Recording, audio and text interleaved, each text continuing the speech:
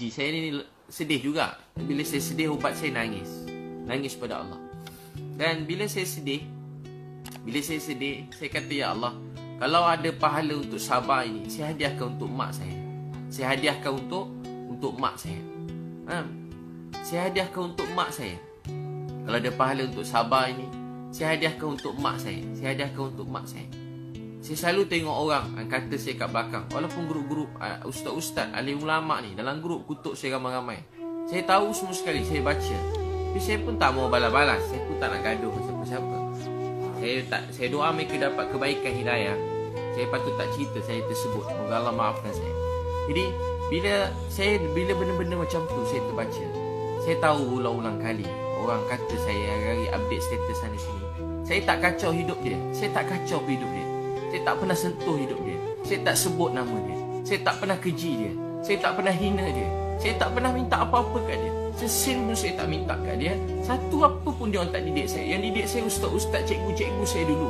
Mereka dah meninggal dalam kubur. Saya tengah malam dengar seorang cikgu saya dah meninggal. Saya tak kenal dia. Tengah malam saya dengar ada orang tengah nangis kat Masjid Seri Petaling. Ada orang nangis. Saya pergi kat situ. Dulu, bukan yang baru ni, dulu. Saya tak pergi Masjid Seri Petaling baru ni masa Covid ni, saya tak pergi. Amai ingat saya pergi. Ustaz dah buat saringan, saya tak pergi. Biasa saya pergi dulu.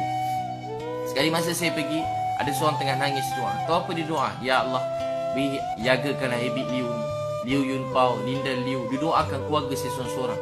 Siapa pula doa aku tengah malam ni? Saya tengah mengantuk, hilang mengantuk. Saya tengok-tengok, di antara salah seorang cikgu saya yang saya dah tak jumpa lebih 10 tahun.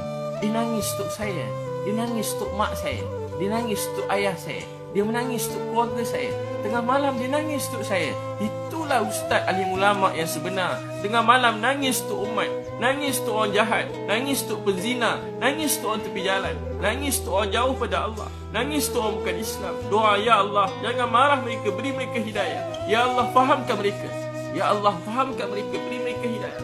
Tengok orang jahat, ya Allah, jangan marah mereka, beri mereka hidayah. Ya Allah, kesian ke Abid Liu ni, beri dia hidayah, bimbing dia. Malam-malam nangis, siang dipegang saya. Abid, ni ada salah sikit Abid, betulkan sikit. Dia telah banyak buat baik kat saya, dia tegur saya sikit. Dia tegur saya sikit dia tegur. Sekarang berbeza. Banyak ustaz-ustaz alim ulama mereka keji kita kat belakang. Cakap kat belakang, hina kat belakang. Cakap bukan belakang, depan juga kat Facebook, kat Instagram. Bukan baru ni, dah lama dah. Banyak kali dah, setiap kali update. Saya banyak juga kadang-kadang pergi mana tempat tiba kena halau. Yang halau pun ustaz juga halau. Halau pada masjid. 2-3 tempat saya pergi, ada kena halau. Saya pergi berdakwah free, masa free. Lepas tu saya, kalau ni saya kadang saya ada cas supaya mereka urus sikit surat untuk saya. Kalau saya bagi free, saya dah kena halau. Bukan dulu-dulu kena halau di masjid. Saya bukan cakap apa-apa. Saya tak sentuh hal-hal semasa, nak sentuh orang. Tak, saya bukan orang macam tu. Saya tak suka nak sentuh hal peribadi orang. Ni bukan saya. Tapi tahu tak apa jadi? Orang halau, orang keji. Tahu tak apa saya nak beritahu tuan-tuan sekalian? Sedih. Orang sekarang patutnya, ramai alim ulama yang baik-baik, yang soleh, yang sangat saya hormati, membuat saya semakin cinta sayang pada Islam. Tapi ada juga alim ulama yang baik-baik, yang belajar jauh-jauh. Dia jadi macam, dia penat agaknya belajar jauh-jauh. Penat belajar jauh-jauh. Lepas tu tengok tiba Cina mana pula ni agaknya. Tapi macam tu, keji kat belakang, cakap bukan-bukan. Saya macam pada dulu lagi. Saya tak kacau hidup dia, tak sentuh hidup dia. Saya tak susahkan dia pun. Saya tak minta sesuap nasi pun kat dia. Saya pun tak ada kacau hidup dia, tak pernah keji dalam ceramah tentang dia. Saya cuma berkongsi kebaikan. Ni kan dunia Instagram, Facebook. Saya memang saja banyak-banyakkan baik-baik. Sebab anak-anak saya pun ada Facebook, Instagram. Saya nak dia tengok benda baik-baik. Saya nak banjirkan benda baik-baik dalam Facebook, Instagram ni. Saya nak anak-anak saya tengok. Kalau tak, anak-anak kita sayang orang Korea. Tak salah sayang orang Korea. Dulu kita mak-mak sayang orang Hindustan. Tak salah tengok Hindustan sikit, tak salah. Tahu tak apa yang salah? Salah bila tak ada orang tengok Hindustan. Sekarang anak Korea, sekarang terikut setengah-setengah. Bukan semua sikit-sikit terikut-ikut. Jadi kita nak marah orang Korea? Tak. Dia banyak kebaikan yang boleh kita belajar. Tapi tahu tak apa yang kita ni? Kita orang Islam kena banyakkan contoh-contoh yang baik. Meninggalkan contoh-contoh yang baik. Itu abang kakak. Apa tu dakwah? Dakwah ni, kita dakwah manusia. Tak nak agama, datang dekat pada agama. Itu dakwah.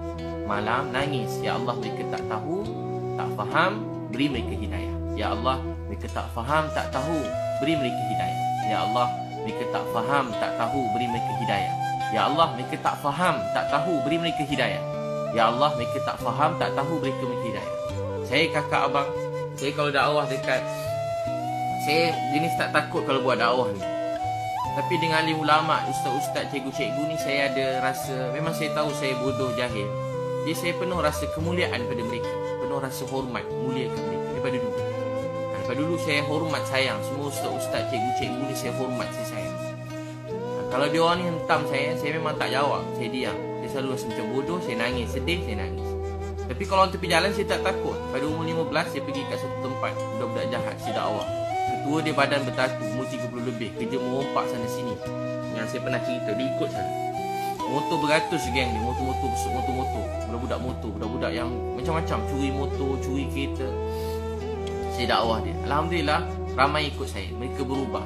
Sampai saya pernah cerita, dia berubah jadi sebaik-baik orang. Masa dia meninggal, masakan berdakwah tengah malam, dia meninggal dunia. Tengah malam berdakwah, meninggal dunia. Orang baik. Sebab tu kita tak tahu kesudahan seseorang. Tu jangan pandang rendah pada orang tepi jalan, pada budak-budak jahat. Mereka anak-anak kita, mereka keluarga kita. Ya Allah, sayang mereka, mereka tak faham, tak tahu. Beri mereka hidayah.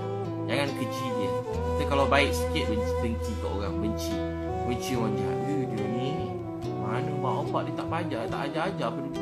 Teruk tu. Dia tak belajar agama, jahil murakab. Kalau orang baik sikit, tak boleh buat apa dah. Degil, jahat tu tak boleh buat apa. Tak sekolah tu degil. Manalah, tak adalah Islam ke tidak dia tu. Habislah agama dia, neraka lah tempat. Wah, macam tu dia cakap kat orang lain. Kalau orang jahat cakap begitu pada orang baik, munasabah, sebab hati dia sempit. Tapi kalau orang-orang yang belajar agama, orang yang takut pada Allah, keji orang jahat, jadi kat mana iman dan Islam lah hati kita? Lepas tu kalau jumpa alim-alim yang benar-benar alim, mereka sangat memuliakan orang lain. Kalau orang jahat pun mereka sayang, ini kan pula pada orang baik-baik, mereka sayang. Kita tengok alim ulama' penuh rasa hormat, rasa respect, hormat pada mereka. Jadi tuan-tuan dan perempuan yang Allah SWT sayangi, itu bila sedih, jangan sedih, percaya kita ada Allah. Baca inna lillahi wa inna ilaihi raji'un. Semua daripada Allah, kembali pada Allah. Allahumma ajurni. Ya Allah, ganjar ke atas musibah ini dan gantikan dengan yang lebih baik. Percaya ujian ni sebab Allah sayang. Bagus juga bila orang cakap. Saya pula kalau orang makin cakap makin semangat. Orang cakap makin semangat, makin semangat. Makin semangat. Malam orang macam-macam, saya order satu lori besar. Memang saya saja je. Orang kata ustaz nak tunjuk, memang saya saja nak tunjuk. Memang saya nak menunjuk. Menunjuk apa? Supaya orang bukan Islam mudah-mudahan dapat hidayah. Memang saja nak menunjuk supaya orang-orang yang ni dapat cepat dibantu. Sekarang bukan soal siapa nak menunjuk, siapa tak menunjuk. Soalnya ramai orang lapar kat rumah. Sebenarnya soalnya ramai orang lapar kat rumah. Saya pergi rumah, ada banyak rumah, 30 rumah hari satu kami pergi. 30 rumah pergi hantar makanan. Keluar-keluar tak ada tangan ada. Ada yang tak ada kaki. Ada yang buta. Apa dia nak makan sekarang? Dia kerja apa? Dia kerja urut orang. Sekarang dah tak boleh urut orang yang buta. Tak boleh urut orang. Dapat duit, bantuan ada. Bukan tak ada. JKM pun ada, zakat pun ada. Tapi berapa sangat? Berapa sangat? Cukup kakak duit berapa ratus sebulan cukup? Seberapa ratus je sebulan nak bayar? Mungkin rumah pun dia tak dapat zakat. Tapi cukup tak? Tapi tak cukup. Jadi kita, apa kita boleh buat? Kita walaupun dapat bantu mereka sikit pun tak cukup. Tapi korang-korang kita ada buat sesuatu. Kesian kat mereka. Ada yang dah tak ada makan. Boleh pergi satu tempat rumah orang susah. Kat KL ada tempat orang susah. Kita bagi hantar beras. Dia ambil isi sebab dia seorang yang hantar SMS. Kita hantar ke rumah dia, dia orang bagi-bagi. Beras tu, dia boleh bagi-bagi kawan-kawan dia. Apa makanan dapat tu, dia bagi-bagi. Dia panggil jiran dia sebab dia orang tak makan dah tak ada lah. Hantar bagi-bagi jiran. Dapat 2 sardin, bagi 1 sardin kat jiran. Gula pun dia ni. Saya tengok tak apa bang, jangan. Nanti kita suruh dia orang hantar lagi. Dia orang ambil lagi, hantar. Stok banyak, hantar. Bagi kau, semua orang dapat. Tahu tak apa dia abang kakak? Sekarang bukan soal tu. Soal ramai orang lapar. Nabi SAW sebut kita tidur dalam keadaan kenyang, jiran kita lapar, Allah tanya kita ke akhirat. Kita tidur kenyang, jiran kita lapar, Allah tanya kita di akhirat. Kita tidur kenyang, jiran kita lapar, Allah tanya di akhirat. Jadi kita kena tolong seramai orang. Ini kan pula ada adik-beradik kita lapar, tolong dia. Ini waktunya. Bukan hari-hari datang COVID-19, datang waktu ni je. Di waktu ni untuk tunjukkan apa kita nak tunjuk pada Allah. Tunjuk ke Allah. Ada sekali Anas bin Nadar jumpa Nabi. Dia kata, ya Rasulullah, Dia tak dapat pergi perang Badar, dia sedih, nangis. Anas bin Nadar. Anas bin Nadar ni pakcik Anas bin Malik. Anas bin Malik. Anas bin Malik. Jadi dia jumpa Anas bin Malik. Bila jumpa Anas bin Malik radhiyallahu anhu, bapa saudara Anas bin Malik, dia tak dapat pergi Badar. Dia kata, ya Rasulullah, saya nak tunjuk pada Allah. Saya nak tunjuk pada Allah apa yang saya boleh buat untuk agama ni. Saya nak tunjuk pada Allah apa saya boleh buat untuk agama ni. Saya nak tunjuk pada Allah apa saya boleh buat untuk agama ni. Dia pergi perang Uhud. Masa pergi perang Uhud, apa jadi? Musuh datang pada